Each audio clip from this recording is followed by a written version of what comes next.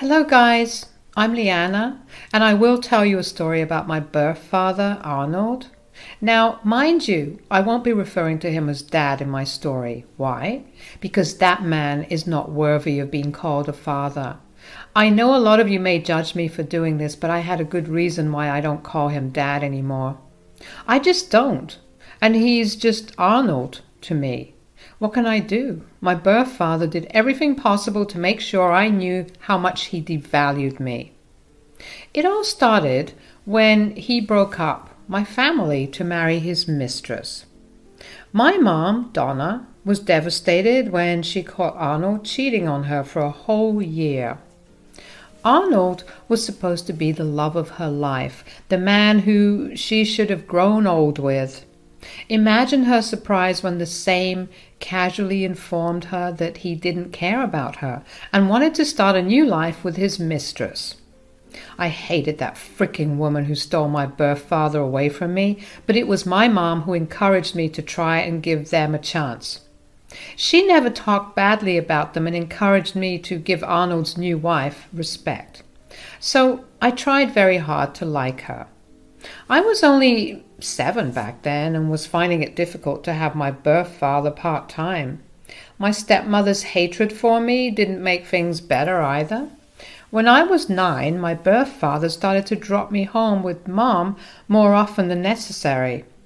He always had plans with his wife for which he had to cut his visits short. He returned me home early in his days of custody and eventually signed over full custody to my mom. I still remember the day very vividly. I was begging for my birth father to spend time with him. My mom had called him over to her house because I was a mess. I said to Arnold, "Dad, I miss you. You don't even come to see me anymore. Did I do something wrong? Are you angry at me?" "I'm not angry at you, Liana. Your dad needs some space for now. I have my new family to take care of, you know." But Dad, you're always with your wife. I don't get to have some time with you at all. Don't be so jealous of your stepmother, Liana.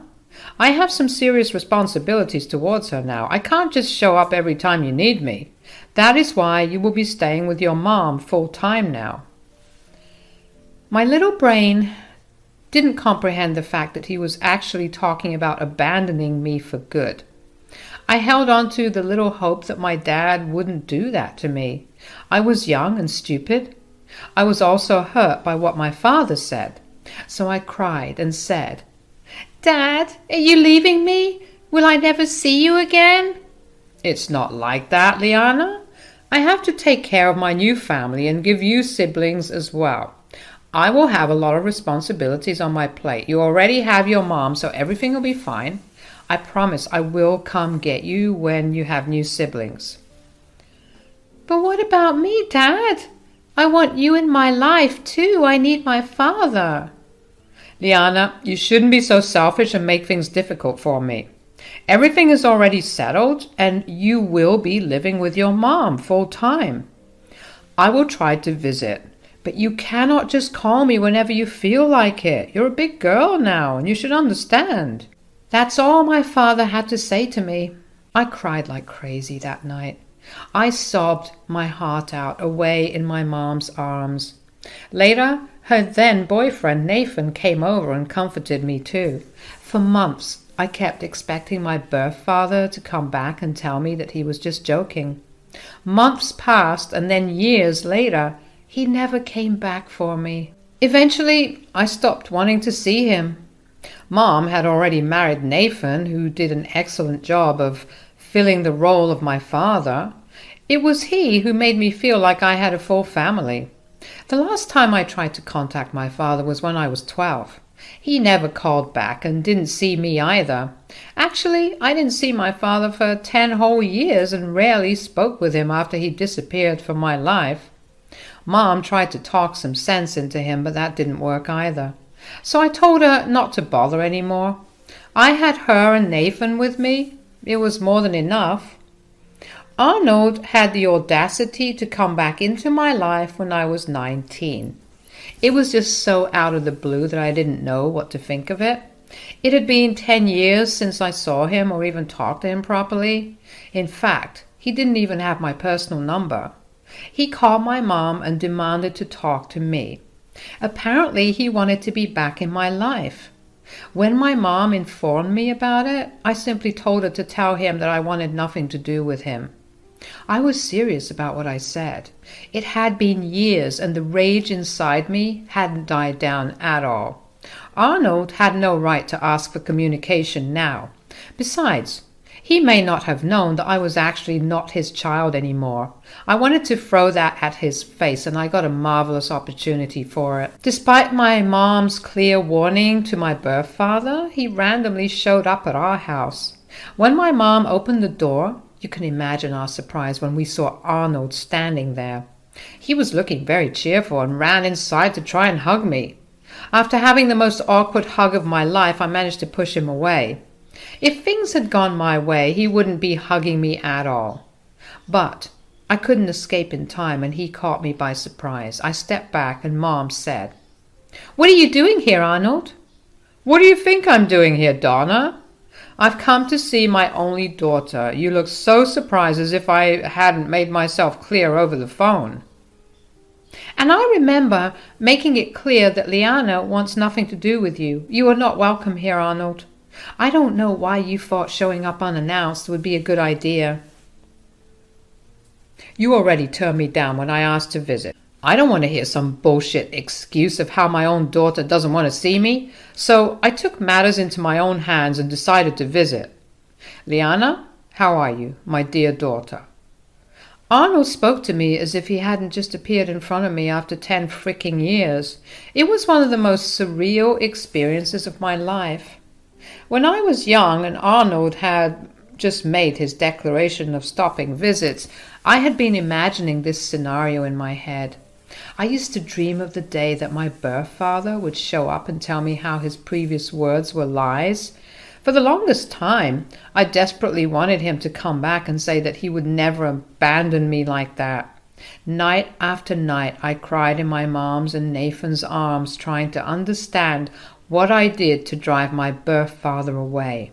Now that he's back and those dreams have come true, I feel nothing but anger. I looked at Arnold with a bewildered expression and said, "Wait a damn minute. What the hell is going on? Why are you here?" "I miss my daughter, so I'm here to see her. Your mom knew that I had been wanting to see you. Didn't she tell you?" "Yes, she told me. But she must have also told you how I want nothing to do with you anymore." "Come on, Liana. I know you're a little upset at me, but that hurts a lot. You are my precious daughter, and I really miss you a lot." "Cut the crap. Why the hell are you here? Weren't you busy trying to focus on your brand new family?" Arnold at least had the decency to look embarrassed when I hit him with that. He wasn't trying to deny anything because these were his own words. He looked ashamed, but I didn't find it in me to care. Instead, I was raging mad that he dared to cross my boundaries and randomly show up at my house. Arnold knew that he couldn't avoid this question, so he quietly said, "Liana, I know I had pushed you away in the past. I was trying to have kids with my wife, and I kind of pushed you at the back burner. I knew I couldn't give you my full attention, so I backed away." "Then what happened? What made you suddenly remember that you had fathered a child already?" "It's not like that, Liana. We struggled to have children for years. We found out after a few years that we couldn't have any. We tried everything before giving up. It took me and my wife some time to come to terms with the news. She had a hard time being around you and being reminded of the fact that she can't give me kids. It was a tough decision to make, Liana." Those were details that I hadn't heard before. He didn't tell me those before, possibly because I was too young to understand them. Hearing those details now didn't diminish even a little bit of anger in me. Instead, it lit my heart on fire. It pained me to know that I was so easy to cast aside. I said, "So, why are you back now? Did your wife suddenly decide that she can tolerate me after all?" "It was joint decision, Liana. I didn't want to stay away from my daughter anymore. You are and always will be my one and only child. I was able to make my wife see reason and come around. We're both ready to accept you, Liana."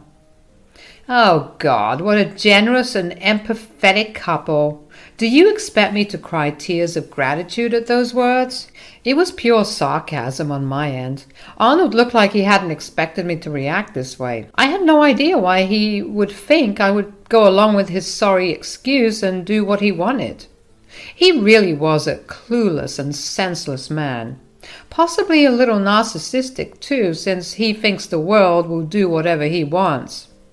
He gulped and tried to smile when he said, "My dear daughter, don't be so angry at your father. I have come back to you, see? I'll make things right." "I already told Mom to inform you that I want nothing to do with you. You wanted to hear that from me, didn't you? Here it is then. Leave and don't come back. I don't want you in my life." But I'm your father, Liana. Can you be so cruel to me?" "You have no right to call me cruel. When you nonchalantly abandoned me 10 years ago, you made it clear that I had no place in your life anymore. I made a mistake back then. You are my only child, Liana. Your father needs you in his life. Please don't push me away. I will make up for all the time I have lost with you. I'm going to be a good father to you, Liana." The man who called himself my father was now near tears and was desperately begging for my forgiveness. He really did want to have a relationship with me after all. It was too bad that he suddenly remembered me after he realized that he would never have kids again. That was what made him crawl back to me. It wasn't just fatherly love that came out of the blue. I was just a backup child for him. What he didn't realize was that I wasn't even a backup child for him anymore. I actually laughed at him and said, "What makes you think that I would accept your sudden fatherly love? Do you expect me to pity you for not having more children?" "Liana, please don't talk to me like that. You're breaking my heart. You don't know how sorry I am that I left you. I really wanted to reach out sooner, but I had obligations too." "You mean the new family that you left me and Mom for? Yeah, that makes things so much better, right?" "Liana, please. I'm just asking for a single chance. I want to know my daughter. I want to be there for your next milestones. I want to walk you down the aisle when it's time. I want my child back, Liana." Arnold was now pathetically crying and still begging me to forgive him. He had made up some ridiculous dreams in his head where I would suddenly allow him to be my dad after 10 freaking years. In his head, it would be like these 10 years didn't even exist. Some delusions my bio dad can have, seriously, guys.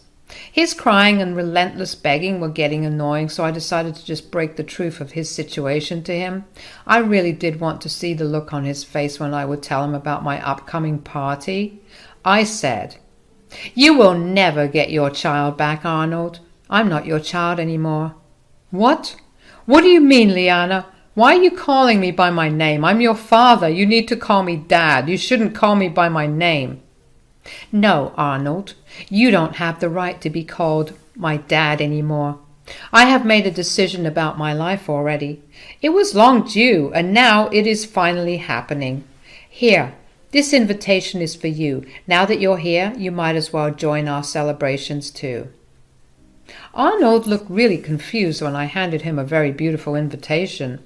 Nathan and I had carefully picked up the invite as another one of our bonding experiences. It was for a special occasion that was for both of us. It only felt right that the two of us would make most of the arrangements. Arnold had no idea what the occasion was about until he read what was written inside. As soon as he did that, his eyes bulged out and he started to silently cry again. He looked at me with a pained expression and said, "What? What is this, Liana? This can't be true. You can't be doing this. Tell me this is just a cruel joke." "Why would I joke about something like that, Arnold? I already told you that I'm not your child anymore. Nathan adopted me last month. We applied for adult adoption and I got my name changed legally as well. I don't even bear your last name anymore." No, this can't be happening. You are not getting adopted by some strange man. I won't let this happen. I never consented to this adoption. I will go to court. Seriously, Arnold? And what exactly would you tell the judge? This is an adult adoption, so no one needed your permission for it. You will be laughed out of court if you go down that path. Donna, you can't let this happen. You should know better. Liana is acting on impulse and not thinking straight. She's young and immature, but you are not. You should stop her from being adopted by a strange man. Arnold desperately turned to my mom for support. I had no idea why he would think that my mom would support him. Maybe he thought that she would again tell me to try and have a relationship with him like she did years ago. But that was in the past, and my mom knew better. She knew very well that this poor excuse of a man doesn't deserve any more chances. If anything, she looked furious at the suggestion that she try and stop me. She said, "Who are you calling a strange man, Arnold? Nathan has raised Liana for the last 10 years. He is father to her in all aspects that are relevant." You are taking Liana's side too, Donna. You're going to let her work out her childish plan about severing ties with me. Who am I to stop her, Arnold? And who are you to say that it's childish? You were the one who severed ties with her. You clearly told her that you need to concentrate on your new family. I made a mistake, Donna. I don't understand why you guys are still making me suffer for it. It's been years. Exactly, Arnold. It's been years already. All you have to do is reach out once a month just to make sure your own child is well. But no, you were too busy trying to have a new child with your new wife and make a perfect family.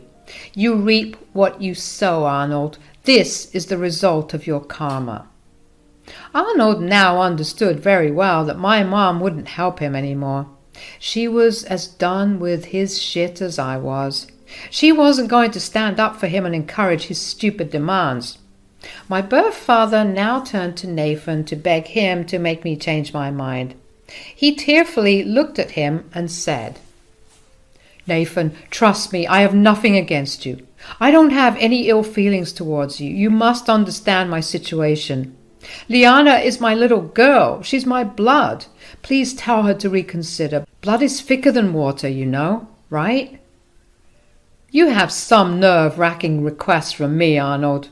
Liana is my little girl, too. Your blood means nothing to her or me. I was here when she needed a father. I was here when she cried herself to sleep after you failed to show up to her events and said that you didn't want to contact her anymore. But you need to understand, Nathan. You are not her real dad, and never will be. She is my daughter, and nothing will change that. My birth father stubbornly kept saying how I would always remain his daughter. The comment he made about Nathan not being my real dad also got on my nerves and pissed me off.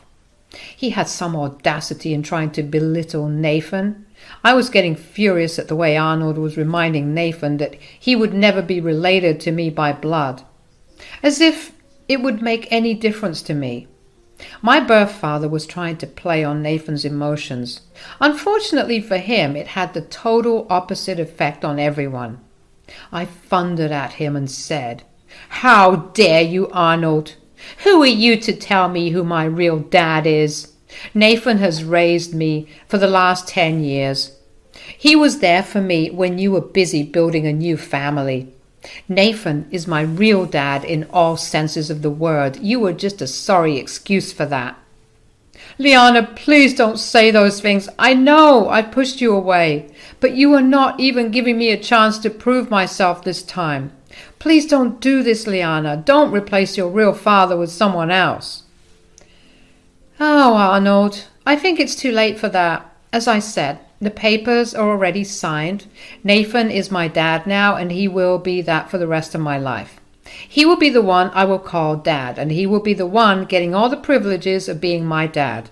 Meanwhile, you will be erased from my life forever, just like you wanted all these years." "Liana, no, you can't do that to me. Since the papers are already signed, I cannot stop Nathan from adopting you. But it doesn't change anything for me, Liana. I want you in my life. A piece of paper will not stop me." "No, maybe a piece of paper will not stop you, but I will be the one stopping you, Arnold. I had made my decision a long time ago. I want nothing to do with you. You will leave my dad's house right now." Arnold's eyes bulged out when I asked him to leave. Somehow it still hadn't gotten into his head that I won't be changing my mind.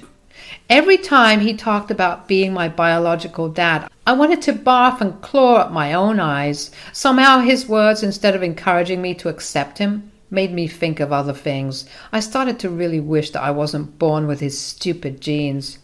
Anyway, the longer Arnold stayed, the madder I was getting.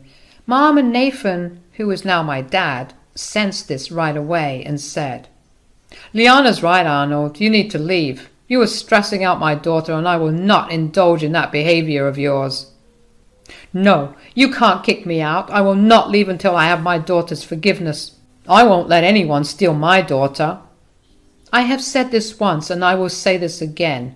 I am not your freaking daughter. Nathan is my father. Now, you should just leave before I ask him to call the cops on you. Don't bother showing up or harassing me again." "My daughter's right, Arnold. You need to leave before I take matters into my own hands and call the freaking cops on you." "Oh, by the way, don't bother showing up at the adoption party. We will throw you out. I extended the invitation out of courtesy, but you clearly can't appreciate anything good in life. So consider yourself uninvited, and if you show up and harass me or my family again, I will file a restraining order." Arnold was now looking completely defeated, as no one was taking his side. Mom actually went straight to the door, opened it, and pointed him towards the way out. In the end, he hung his head and walked out. After he was gone, I actually hugged my dad and Mom while they comforted me and told me how much they loved me. I am truly blessed to have a family like mine. The adoption party was a huge success, except for one minor inconvenience. Arnold showed up with his mistress wife in tow and tried to talk sense into me. Suffice it to say, that didn't work out very well in their favor. In fact, the whole family was there to berate them for what they did to me. One thing to note is that Arnold's family actually stayed in contact with me. My biological paternal grandparents and even uncles stayed in my life and were heavily involved in it as well. Initially, his family had tried to get Arnold to reason and not abandon me out of the blue. He didn't listen to any of them. Naturally, the hurt and bitterness made them have a bad relationship with Arnold. Meanwhile, my relationship with them remained unaffected. They were present at the party and were ready to tear into Arnold and his horrible new wife. They even supported Nathan in adopting me and said that he was the best dad I got. And guess what, guys? My grandparents disinherited Arnold and were leaving his share of the inheritance to me. You can imagine Arnold's wife's reaction when she heard that. They threw a tantrum and were promptly kicked out. It was truly a day to remember. In the next few days, Arnold and his wife amped up their harassment now that they knew I was getting their share of the inheritance too.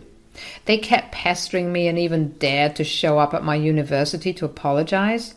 Campus security had a field day with their tantrums. They were behaving so irrationally that my own university called the cops on them. Let's just say they are in deep trouble and currently going through a lawsuit. Oh, I almost forgot to mention that I did end up getting a restraining order against them after this fiasco. So they have no way of contacting me anymore. I seriously can't thank God enough that Arnold abandoned me at the right time. If he hadn't, perhaps I wouldn't have gotten an amazing father like Nathan. We are having a great life together, and I seriously couldn't have asked for more. I can definitely see Arnold showing up and causing trouble after the restraining order is lifted, but I don't care anymore. I know I have my awesome mom and dad by my side who will help me keep him away from us for good.